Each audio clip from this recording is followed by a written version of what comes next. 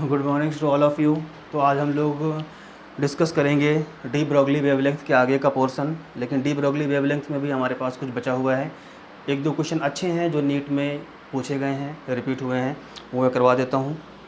तो क्वेश्चन है हमारा, पहला क्वेश्चन है बेटा, calculate the ratio of wavelength of. Question है calculate the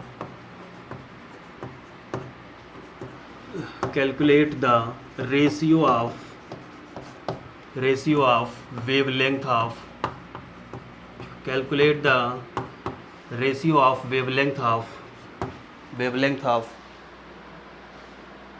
alpha particle to proton, alpha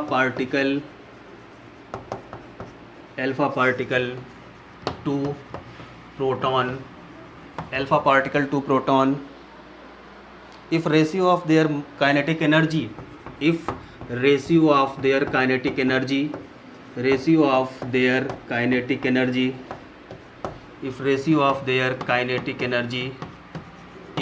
1:4। ये हमारा क्वेश्चन है। Calculate the ratio of wavelength of alpha particle to proton if the ratio of their kinetic energy is 1:4। So we know that, हम जानते हैं। अब हम D Broglie wavelength के लिए उस फार्मूले का यूज़ करेंगे जिस फार्मूले के अंदर क्या आता है, उस फार्मूले का यूज़ करेंगे जिस फार्मूले के अंदर काइनेटिक एनर्जी आती है। तो lambda de Broglie wavelength is equals to h upon √2m into kinetic energy. h upon √2m into kinetic energy. This is the mass, this is the kinetic energy. Proton के लिए मास अलग होगा, kinetic energy उसकी अलग, alpha का मास अलग, उसकी kinetic energy अलग। तो यहाँ से हम देख रहे हैं कि lambda de Broglie wavelength is depend 1 upon √m into के, m इंटू के, इस पर डिपेंड करता है ये, ठीक है। तो यहाँ से हम अगर देखेंगे तो लैम्डा अगर हम निकाल लें किसके लिए, अल्फ़ा के लिए, अपॉन लैम्डा प्रोटॉन के लिए, अल्फ़ा और प्रोटॉन का लैम्डा निकालना है, तो ये हो जाएगा, तो इसके ऊपर आ जाएगा मास of proton into kinetic energy of proton upon √ mass of alpha into kinetic energy of alpha particle. This is the ratio of wavelength of alpha particle to proton that will be simplified as mass of proton and kinetic energy of proton. देखो बेटा, इसको reverse कर दिया मैंने और कुछ नहीं किया है। लैम्डा को और मास और काइनेटिक एनर्जी को रिवर्स कर दिया है, तो ये रिलेशन मिला मुझे, ठीक। अब मैं ये क्वेश्चन रब कर दूँ, आप लोगों ने उतार लिया होगा, मैं उम्मीद करता हूँ। तो ये क्वेश्चन हमने रब कर दिया ऐसे, ओके। तो यहाँ से हमारे पास क्या आया, lambda of alpha upon lambda of alpha upon lambda of proton is equals to how much, mass of proton into kinetic energy of proton upon mass of alpha into kinetic energy of alpha. This will be equals to, okay, question में दिया हुआ है कि alpha particle to proton, kinetic energy of alpha particle upon kinetic energy to proton, alpha upon proton का जो ratio है वो दे रखा है इन्होंने 1:4, 1/4। के ई ऑफ अल्फ़ा अपॉन के ई of proton that is 1/4, okay. Alpha particle की काइनेटिक एनर्जी और प्रोटॉन की काइनेटिक एनर्जी का रेशियो कितना है, 1/4। तो अब यहाँ जरा गौर से देखें, ये गिवन है आपकी प्रॉब्लम में, ये गिवन है, this one is given in the problem, okay. इस फार्मूले का यूज करेंगे और फिर हम क्या करेंगे, वैल्यूज़ रखेंगे। और हमें ये भी पता है कि mass of alpha particle is equals to 4 times mass of proton. ये अल्फ़ा पार्टिकल और प्रोटॉन के मास में रिलेशन होता है, ओके। तो यहाँ से lambda of alpha upon lambda of proton, de Broglie wavelength for alpha and de Broglie for proton, this will be equals to mass of proton के place पे मास ऑफ प्रोटॉन ही रखेंगे, okay. और upon इसको एक में ले लेते हैं, मास ऑफ अल्फ़ा की जगह 4 times mass of proton, okay. And kinetic energy of proton upon alpha that will B, ये था हमारा अल्फ़ा अपॉन प्रोटॉन 1/4, तो ये हो जाएगा 4/1। तो ये MP से MP कट गया, 4 से 4 कैंसिल हो गया, तो lambda of alpha upon lambda of proton is equals to 1:1। तो lambda of alpha is to lambda of proton that will be simplified as 1:1। ये इसका रेशियो आ गया, कितना आया बेटा 1:1, इसका जो रेशियो आया ये आया 1:1। ओके, तो ये क्वेश्चन आपका नीट का क्वेश्चन था, ये आप लोगों ने किया, नीट का बहुत ही अच्छा question.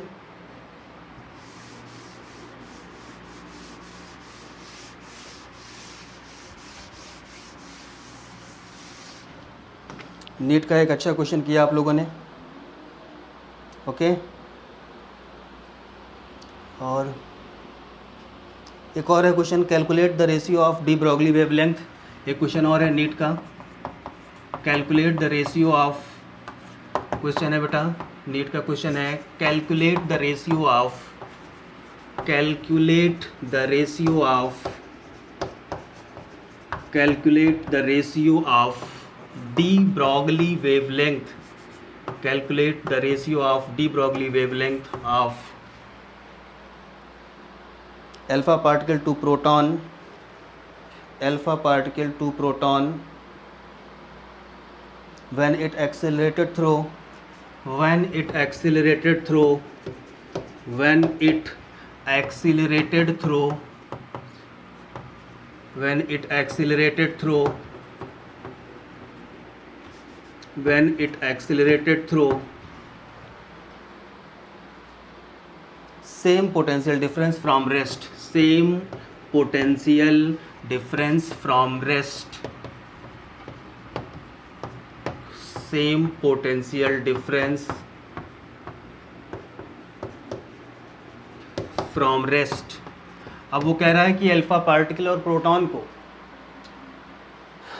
Same wavelength of alpha particle to proton, ये ऑफ के बाद जो है बेटा यहाँ पे of alpha particle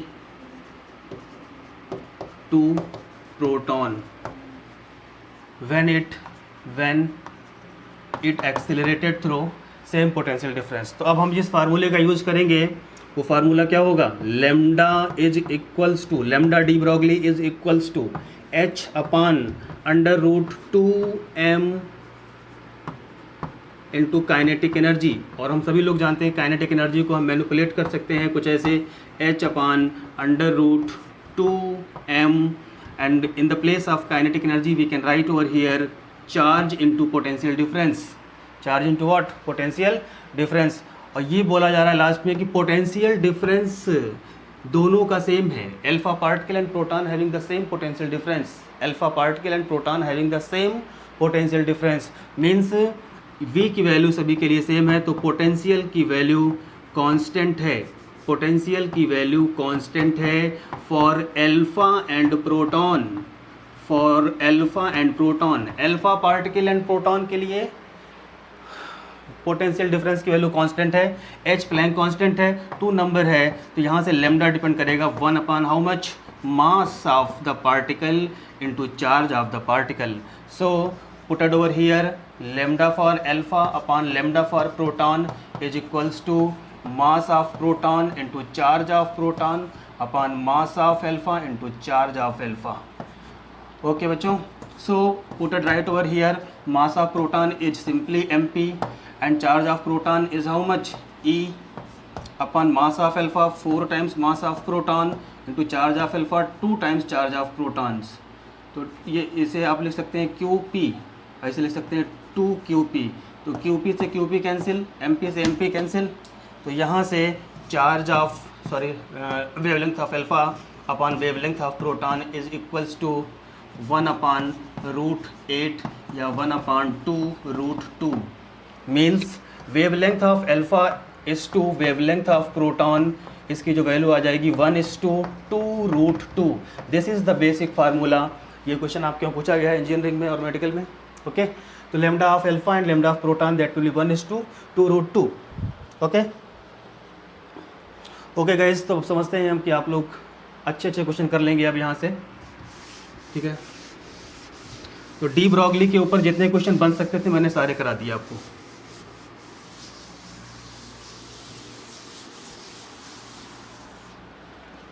de Broglie ख़त्म होने के बाद अब हम शुरू करते हैं नेक्स्ट नया कॉन्सेप्ट मार्केट में लॉन्च करने वाले हैं, Heisenberg uncertainty principle. Heisenberg uncertainty principle. Heisenberg uncertainty principle. That is HUP. In short, Heisenberg uncertainty principle is known as what बचे? HUP. Heisenberg uncertainty principle. Heisenberg is saying that, Heisenberg का क्या कहना था कि अगर कोई भी पार्टिकल मूव कर रहा है, कोई पार्टिकल मोशन में है, अगर कोई भी पार्टिकल मोशन में है तो उसकी एग्जैक्ट पोजीशन और एग्जैक्ट वेलोसिटी हम एक साथ फाइंड आउट नहीं कर सकते हैं। अगर कोई पार्टिकल मोशन में है तो हम उस मोशन वाले पार्टिकल का एग्जैक्ट पोजीशन और exact velocity, we can not find exact position and exact velocity if the particle is in motion.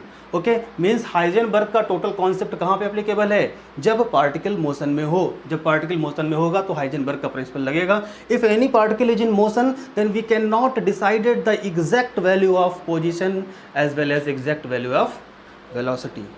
Okay, तो यहाँ लिख लेंगे according to HUP Heisenberg uncertainty principle, exact position and momentum of any particle exact position and momentum of any particle or electron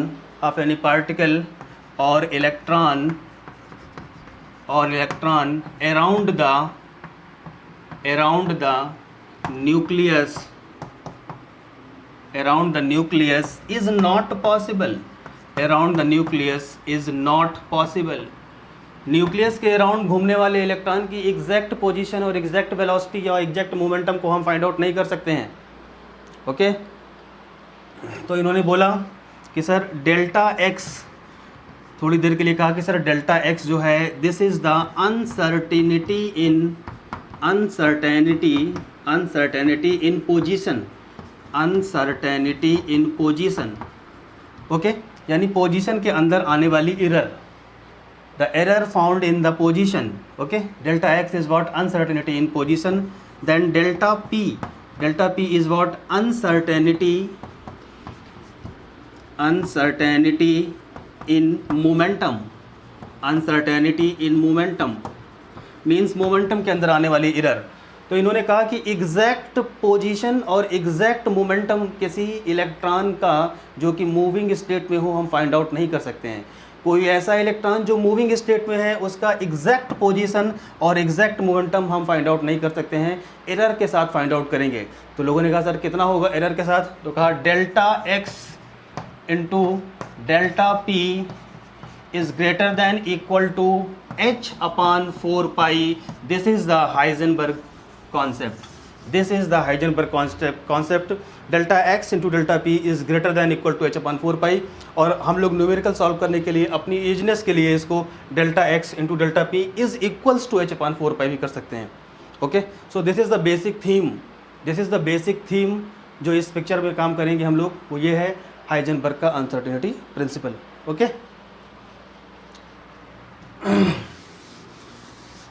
अब इसके ऊपर 2 question करते हैं जो पूछे गए हैं हमारे 1 यूनिट में, and after that we will go to the next concept. Okay,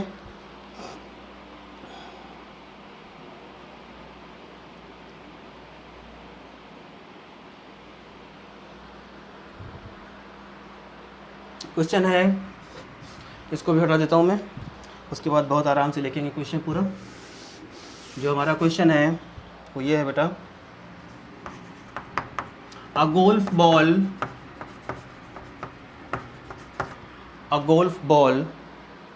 has a mass of 40 gram.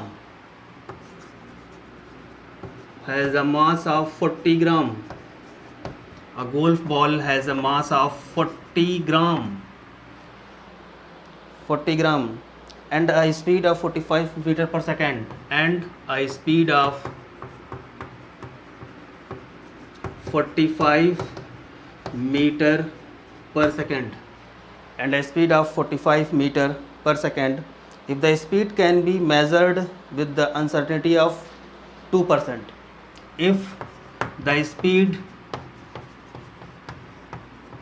measured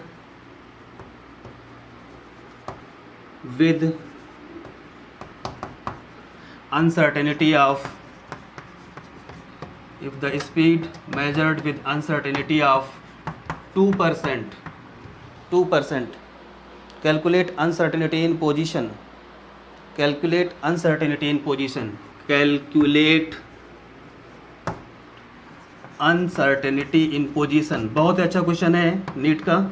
calculate uncertainty in position, position के अंदर पाई जाने वाली अनसर्टेनिटी को फाइंड आउट कीजिए। Okay, a golf ball has a mass of 40 gram, a speed of 45 metre per second. Golf ball 45 metre per second की speed से move कर रही है, लेकिन ये एग्जैक्ट स्पीड नहीं है। उस स्पीड के अंदर 2% का एरर है, that having the 2% error. Okay, 2% का उसके अंदर क्या है बच्चे, एरर है। 2% का वहाँ पे क्या है, एरर। तो यहाँ पे हम इसका आंसर देखते हैं क्या होगा। तो सबसे पहले हम मास देख लें बेटा।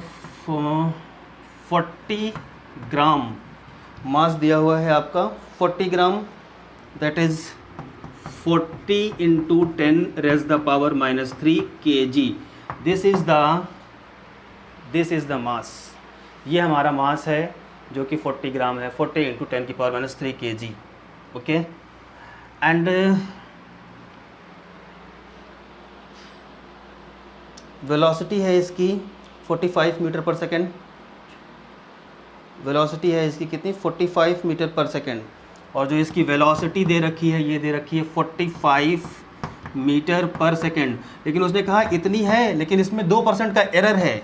मीन्स डेल्टा वी जो हो जाएगा 45 × 2/100, तो that will B 0.90 metre per second.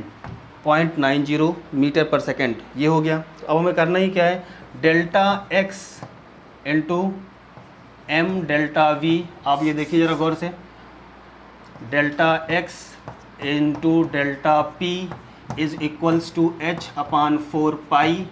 Okay, एक छोटा सा कॉन्सेप्ट है, डेल्टा पी की वैल्यू को हम लिख सकते हैं m इंटू डेल्टा वी, क्योंकि momentum is equals to mass into velocity होता है। तो अगर मोमेंटम में चेंज होगा तो मास तो कांस्टेंट ही रहेगा बेटा, वेलोसिटी में चेंज हो जाएगा। Means change in the momentum is equals to mass into change in the velocity, that's why delta P is equal to m into delta we. Okay, तो बच्चे यहाँ पे हम डेल्टा x और डेल्टा p के place पे रख सकते हैं m into delta v, and this will be is equals to h/4π। अब डेल्टा x पूछ रहा है आपसे, तो delta x is equals to h/4π into m into delta v।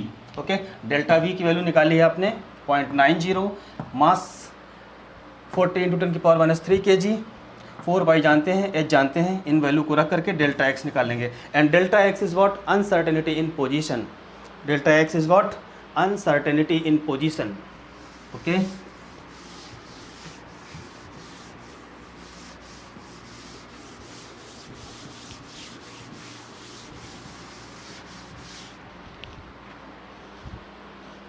delta x is what, uncertainty in position. Next question, if uncertainty in position and momentum is equal, again a very important question in NEET examination का एक बहुत अच्छा question, NEET का बहुत ही अच्छा question.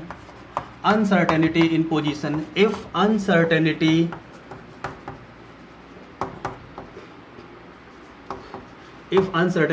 in position, if uncertainty in position and momentum, if uncertainty in position and momentum is equal, if uncertainty in position and momentum is equal, then find uncertainty in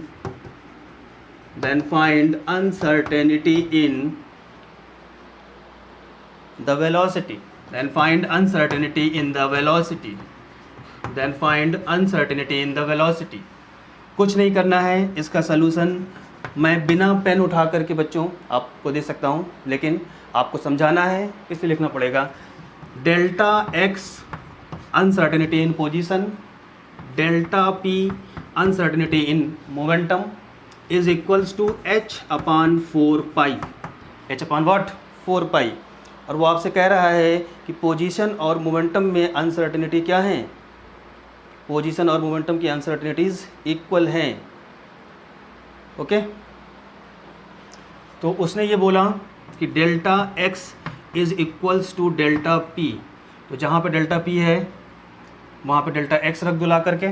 उसके बाद वो पूछ रहा है जहाँ पे डेल्टा एक्स है वहाँ डेल्टा पी, तो ये हो जाएगा डेल्टा पी का square is equals to H upon 4 pi, क्योंकि मोमेंटम में और पोजीशन में अनसर्टेनिटी इक्वल है, तो जहाँ पे डेल्टा एक्स है वहाँ डेल्टा पी रख दो, ये हो गया।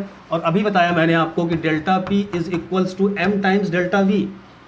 ओके, तो this will be written as M into delta V with the whole square. Okay बच्चों, M into delta V with the whole square. या इसको मैं इस तरह से भी कर सकता हूँ, अगर इसको ना करें ऐसे, डेल्टा एक्स की वैल्यू डेल्टा पी के बराबर है और डेल्टा एक्स निकालना ही है, तो जहाँ डेल्टा पी है वहाँ डेल्टा एक्स ला के रख दो, तो डेल्टा एक्स का square is equals to H upon 4 pi, and now delta x is equals to under root h upon 4 pi, and delta x can be written as over here what, delta x is equals to delta p, and delta p we can write what, m into delta v. So delta v is equals to 1 upon m under root h upon 4 pi. This is the uncertainty in velocity when momentum and position having equal uncertainty. Okay, ये NEET का question है, बहुत अच्छा question है, बहुत अच्छा question.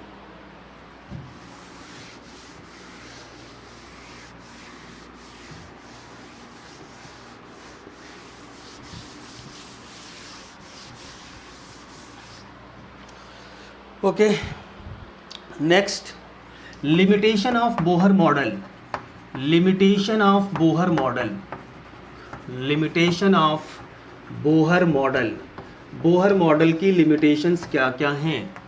What is the limitation of Bohr model?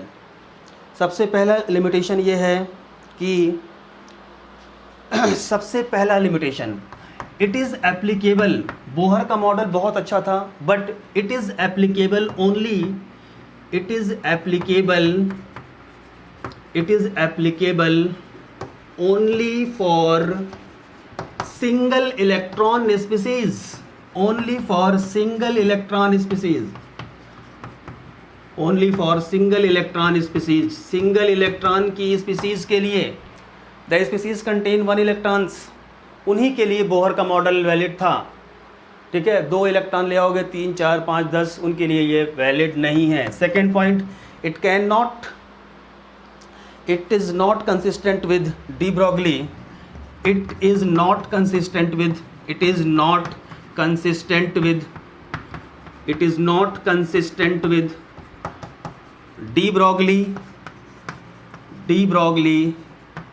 and Heisenberg uncertainty principal.